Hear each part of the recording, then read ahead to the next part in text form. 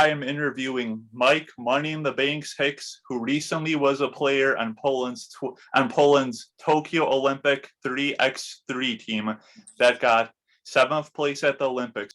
Mike Money in the Bank Hicks was also a part of Poland's 2019 FIBA 3x3 World Cup team that got the bronze medal. Welcome, Mike. How you doing? How you doing? Thank you for having me. Sorry it took so long. No, it's all good. So, Mike, I was wondering, because you grew up in Tennessee, and then you played college basketball for 2 years at a Division II college, Central Missouri State. What were your plans after those 2 years were up? My plans was to go overseas because my coach Kim Henderson, he knew some people overseas, and he knew an agent. So I had always planned to when I left the 2 years of Central Missouri, I was going to go overseas.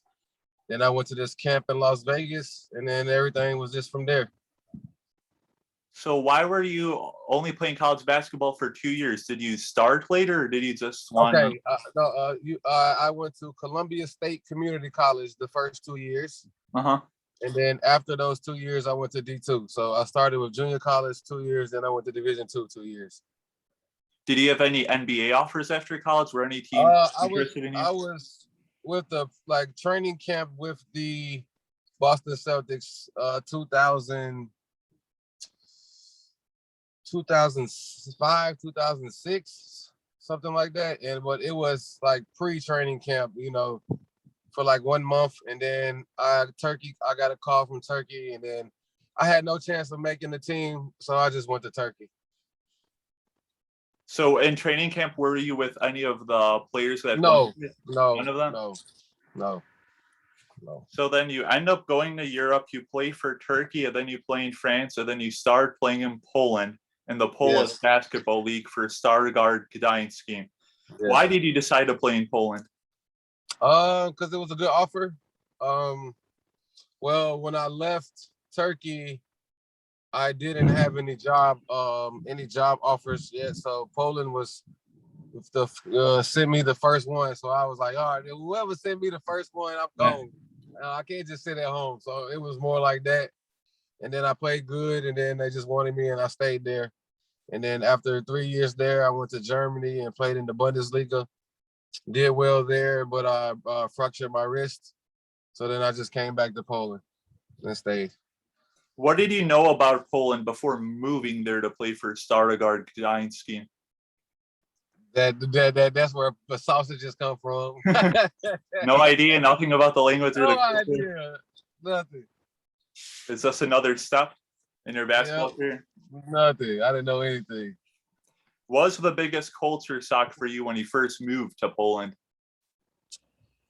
I would have to say probably where I was in Tennessee, it was everything to do. You can go to the movies, you can go to the cinema, you can go any restaurant you want to. But when I got to Starogard, it was really nothing. There was no cinema, no mall. That's when I first got there. Now they have everything. But it was no bowling. Only thing you can do is go to practice, come home, or if you wanted to go somewhere, you have to drive 1 hour away to 3 cities. But now it's different. They have malls, KFC, Subway, McDonald's, cinemas. So now it's better. But that was the biggest culture shock for me. How was the fan culture at games at Starogard Gdański? Did a lot of fans come to games? Because it's not like such big of a town like Warsaw. It's only like the population's only in the 40,000. So how's the fan support? But at the small cities or small schools, if they got some kind of team, everybody comes to support. So every game was full, gym, loud. It was one of the best places to play. What I found fascinating while doing my research is that in the Polish Basketball League, unlike the NBA, pretty much every team has a mascot. I was surprised, like for Starogard Gdański, the mascot was a devil. It was a devil, for sure. There was boars, I saw a cow, and then for this one team, I think you played against them, the Tarnobrzeg team. Tarnobrzeg. I don't even know what their mascot was. Their mascot, because I saw online, it's the most fascinating story. Their mascot used to be, I don't think they have it anymore, but their mascot used to be this green Shrek-like figure. Like this the green Shrek. And then they based the backstory off of it, based off the town, because the Tarnobrzeg Lake was built over. It used to be a sulfur mine in Tarnobrzeg. So they created this elaborate story where the mascot was supposed to be a miner who used to work at the sulfur mine. And then when it was closed and replaced with a lake, the mascot still went to work every day, and people in Tarnobrzeg reportedly spotted the mascot at the lake. That's way more detailed than Benny the Bull. Yeah. Like, imagine explaining it to your kids. Look at that mascot. Former miner. No, I don't know. That's a good story. I didn't even know that. While playing for Starogard Gdański, you won the Polish Cup and the Polish Super Cup.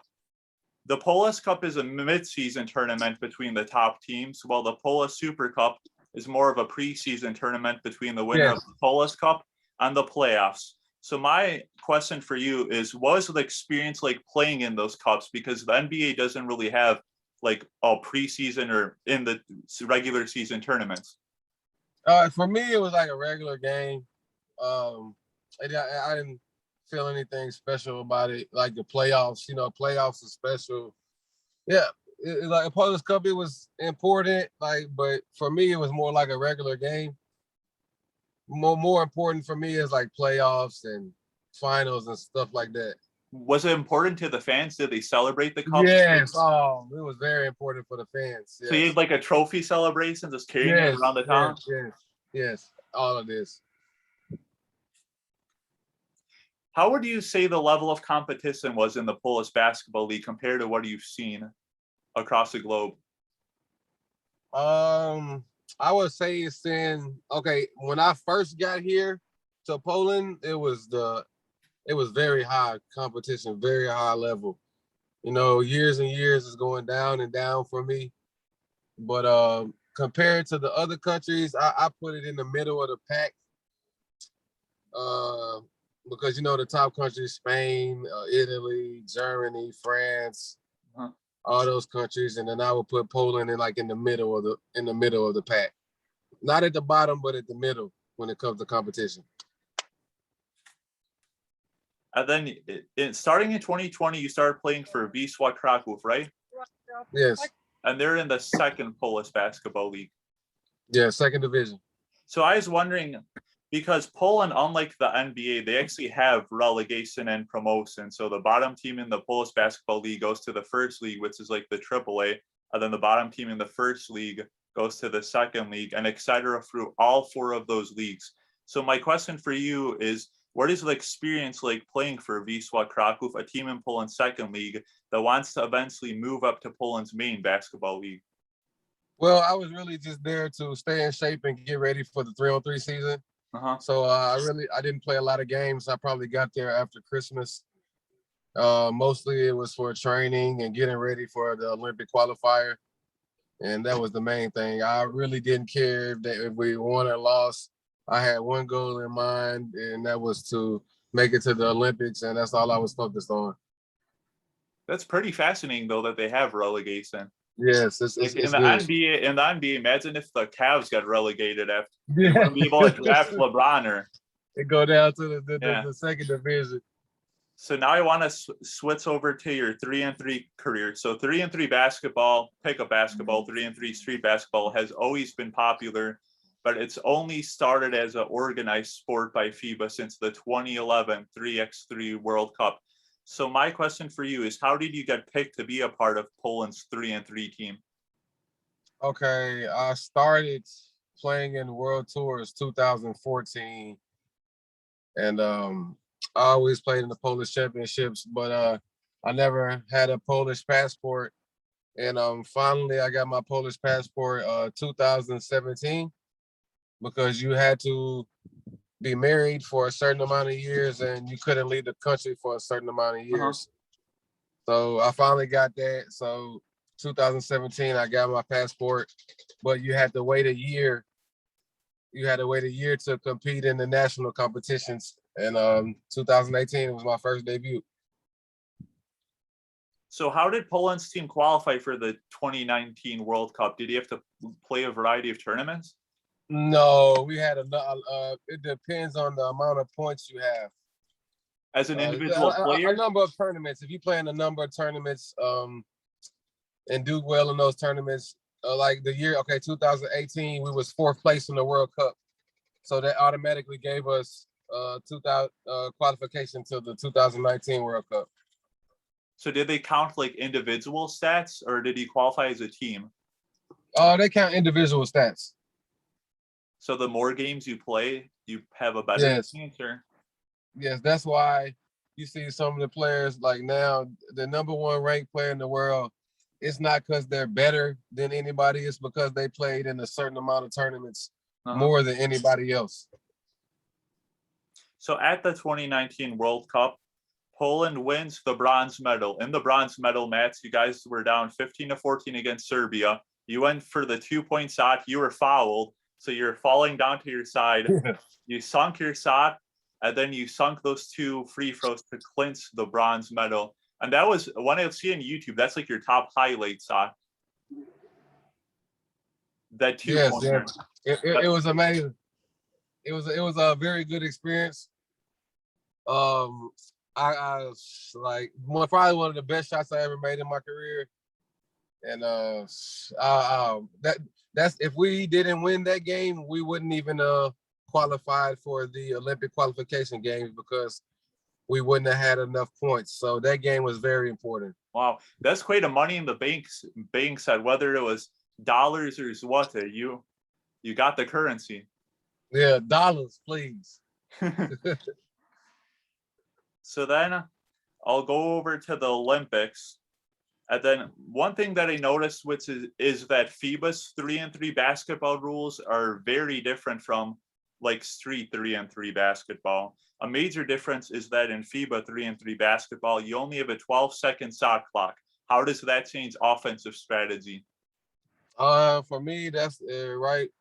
That's perfect for me because it's more offensive possessions, more one-on-one possessions, more chances to score, and for me, it's good. A lot of people who play 5-on-5 have a hard time transitioning to the 3-on-3, but the style of my game and the style how I play, it was just perfect. It fit right in.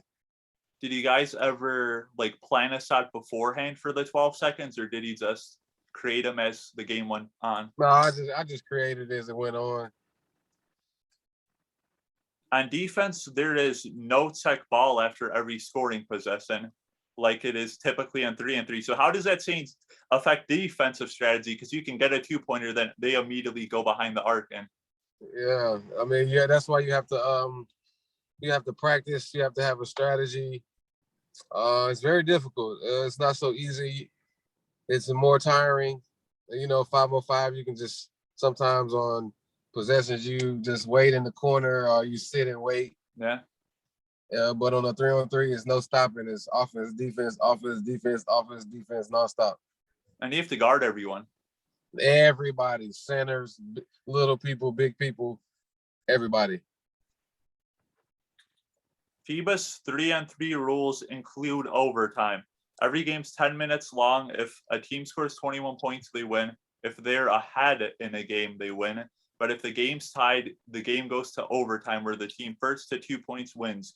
Poland played 2 OT games in the Olympics, winning the game against Japan and losing the game against the Netherlands.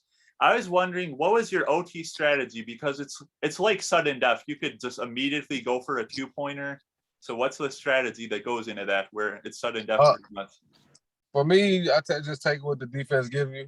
If they, after the pick and roll, if they give you a layup, take the layup. Some teams choose to shoot 5 threes in a row and miss, like we did against China, and that wasn't a good strategy. But I mean, it's about the feeling of the game. Every team is different. Some people go for layups, some people go for twos. It just depends on the situation. And FIBA also has a rule where there's substitutes. So every team has 4 players, 3 players start, and then 1 player is on the bench, but you guys can switch out at any time. How did Poland determine who sits during the game? It's about if the more. It's not really a strategy on that. If you're tired, you sub out. Somebody's always tired, so it's easy to sub. Come in, you come out. I'm tired after 1 minute. So yeah, Poland had one of the older teams. I saw all of you guys were in your later 30s, pretty much. We are, yeah, we are. So now we're training. We have this European Championship September 10th, and hopefully we get our revenge back on that. All of those games were close, though. All of them were pretty much close. Yeah, could have went anyway. Indy, especially this last game against Belgium. Unbelievable. Very entertaining to watch, though. How did it feel to represent Poland at the 2020 Olympics? Normal. I feel like a normal citizen here. I live here 13 years. Uh-huh. So it was just normal. Yeah, I didn't have no special. I feel USA. We kicked their butt, so I'm glad they didn't make it. But I was glad to be representing Poland and making history here. Yeah, many people were surprised that the United States didn't make it because on 5-on-5 basketball, they always win at the Olympics pretty much. Yeah, I wasn't surprised. This 3-on-3 is different. Yeah. For the 3-on-3, the best teams are in Europe, basically. Could NBA, because that's what I also saw people asking about online, could NBA players play in the 3-on-3 tournament or? Some of them tried. Like I said, they wouldn't be to get used to this physicality of the referees, or there's no fouls and how quickly the game is. And, on 5-on-5 is more showtime in the NBA, where the here is put your mouthpiece in and your gloves on and battle. So I don't think most of them would like the physicality of the game. How do you view basketball as a global sport after playing internationally? I see, it's evolved so much since I've been in Europe in 2005, and it's getting better and better each year. USA still has the best players in the world, but Europe is right behind them. Yeah, you just last season, Nikola Jokic won MVP, then Giannis won Finals MVP, both from Europe. Yep. And then Poland overall, Marcin Gortat made the NBA. Yep. Off the national team, Jeremy Sochan is playing for the Baylor Bears this year. So Poland's, you guys made the Olympics, so Polish basketball is moving forward. It's moving forward, baby. That's something I wanted. Not for all the kids, even in Poland, that you don't have to play 5-on-5 to make it to the Olympics or play for your country. You can be a 3-on-3 player, not just 5-on-5. So I'm glad. Yeah, pretty big for Poland. You guys, Gortata, then Sochan.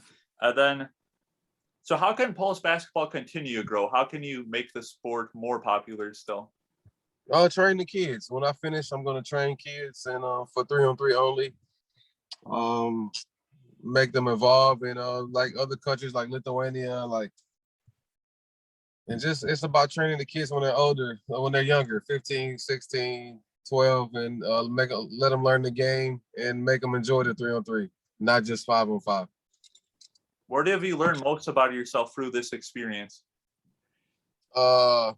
That I have a strong head, and I turned myself into a good leader, and I know how to deal with what's the word I'm looking for? Adversity? Yes, exactly. So what do you aim to achieve in the future? I know 3-on-3 basketball, but do you have any other plans? Yes, we know, we have 3-on-3 European Championships next month, and we have the World Cup next year. And after that, who knows? Maybe I'll take over the coaching here. I'll start coaching the team, and we'll see. And then for the Polish Basketball League, do you plan on returning or are you retired? Nah, I'm done with that. All 3-3 now. Yeah. If you could have any teammate for a 3-3 game from the NBA, who would you pick? Ooh, I would say, ooh, that's tough. I wouldn't say LeBron James. He wouldn't. He couldn't handle the physicality without crying to the refs. Steph Curry? No. Giannis? Maybe, yes, that's a good one. Tim Duncan? No. Shaquille O'Neal? With Shaquille, Lakers or Magic? Lakers, let's see. Or Magic. Magic would be better because he was more slimmer. He could guard everybody, move bigger. He would be in trouble. Jerry West, Allen Iverson. Allen Iverson would be too small. Bill Russell. Maybe. It's difficult to say because it's very different. It's very different from 5-on-5. Totally different game. Totally different. Well, thanks for the interview, Mike. No problem. We'll continue to keep up with your career and see how the 3-3 team goes. No problem. Thank you for having me. Thanks.